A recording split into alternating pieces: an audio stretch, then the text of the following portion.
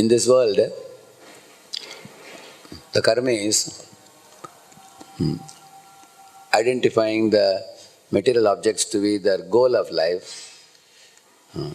They continuously contemplate on them and develop hankering for them, develop attachment to them, chase after them, struggle hard to attain them. After attaining them, fear losing them. Or after attaining them, feel proud of having attained those material attachments. Only to be stripped off at the time of death of all the attachments that they acquired. Therefore, the reference point for the karmis is material attachments. Dhanam, janam, sundarim.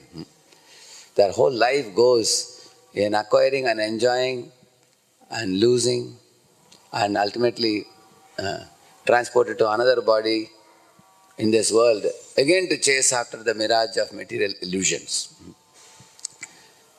So their reference point is material attachments. If you take the jnanis, for them also the reference point is material attachment, but they are afraid of material attachments because previously they enjoyed and got frustrated. Now they are constantly developing aversion towards them, trying to run away from them, fear them, develop phobias about them, and make all arrangements to go to the jungle and do meditation and voluntarily dry their bodies by reducing their eating and reducing their utilization of material commodities, and somehow hope and pray that they will be able to develop the detachment from the material objects, and therefore by doing so they are aspiring to attain the 0-0 Brahman platform, from where they can avoid suffering the threefold miseries of the material world or the fourfold problems of Janma, Mrityu, Jara, Vyadhi. Therefore, for the jnanis and yogis also the reference point is material attachments, from which they are developing aversion and keeping away from. So the karmis or jnana yogis, the reference point is just material attachment. They are oblivious to the sweetness and beauty of the Supreme Lord. On the other hand, if you see the bhaktas, their object of meditation is Krishna's name, form, qualities, pastimes, activities, which are vividly described in great literature like Srimad Bhagavatam, Bhagavad Gita, Mahabharata, Ramayana, Puranas. So their whole attention is elevated and fixed on the lotus feet of the Supreme Lord. And therefore, they relish the joy of Lord's qualities, His behavior, His activities, His sublime nature, transcendental nature. And having heard such nice description, they develop attachment to the Supreme Lord. As Krishna Himself says in the 7th chapter of Gita, Maya saktamana partha yogam yunjan madashrayah asamshayam samagram mam yata ajñasyasi tachrunu. Arjuna, hear from me. When you hear about me, from me, you will develop attachment for me. And having become oblivious to the material attachments, the devotees of Krishna neither feel attraction nor feel aversion towards them. They have cast it far away, and their whole attention and absorption is on Krishna's lotus feet. Because Krishna is free from defects, and Krishna is free from the 4 defects, Krishna is also not relative but he is absolute. Krishna is also not changeable or perishable. He is eternal, everlasting, ever-existing, imperishable, absolute truth, who has no equal, to whom there is no one superior. Having obtained that Vastava Vastu, or the real reality, devotees don't hanker, rather they become deeply satisfied, deeply joyful. And when they hanker for Krishna. The more you hanker for the supreme spiritual object, Krishna, the more it increases your spiritual bliss. And even in case occasionally a devotee of the Lord, due to old vasanas, turns back towards the old material attachments for a short period of time, they quickly repent and lament. And that lamentation is also in relation to Krishna. My dear Lord, you are so beautiful, I am so foolish. Instead of becoming attracted to you, I am becoming attracted to the petty, glittering material objects of this world.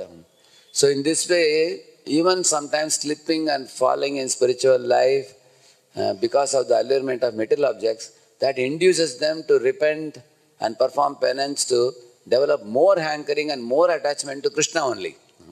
So therefore, the reference object for the devotees is Krishna. And Krishna also has given assurance for such devotees. Na vai jano jato katanchana vrajen mukunda sevyan jabadanga samsritim smaran mukundangri upaguhanam punar vihatumichhe narasagraho janaha. He is telling in this verse, if one has become a devotee of Lord Mukunda, Mukunda Sevi means he has become a sevak of Krishna. He dressed Krishna's deity, or he offered bhoga to Krishna, or he sang and danced before Krishna, or he preached the glories of Krishna, he made garland for Krishna, he cooked bhoga for Krishna. Some service he has been doing. And because of coming in contact with the beautiful form of Krishna and his holy names and fame and deity, a devotee develops that affinity, a deep affection and attachment, which goes deep into the heart of the devotee. That even if a devotee, due to some external allurement, turns away from Krishna momentarily, that old tastes, rasagraho jana means he has become a rasagraha, he has tasted some droplets of bliss in Krishna's service. That blissful thoughts again attack the mind of the devotee and pull him back to the lotus feet of Krishna. Which means the remembrance of Krishna is so wonderful that even a deviated devotee returns back to Krishna's lotus feet. That assurance is given in Srimad Bhagavatam. Therefore Krishna says, Svalpamapyasya dharmasya trayate mahato bhayat. He says, when a devotee has done even little bit of devotional service, that is taken seriously by the Lord, and Lord blesses the devotee to stay fixed in his lotus feet, or even if the devotee is distracted and deviated a little bit, Lord pulls the devotee back by the droplets of spiritual bliss that he awards him in his service. So therefore, you can clearly see the reference point for jnanis, yogis, karmis is all material objects of dhanam, janam, sundarim. Whereas for a devotee, nadanam, najanam, na sundarim. Lord Chaitanya says, but my only fixity, Lord Chaitanya says, is, birth after birth I want to serve your lotus feet. So in this way one can see the superiority of Bhakti Yoga over all other paths in the path of Yasadaka, who endeavors by various different routes in this world.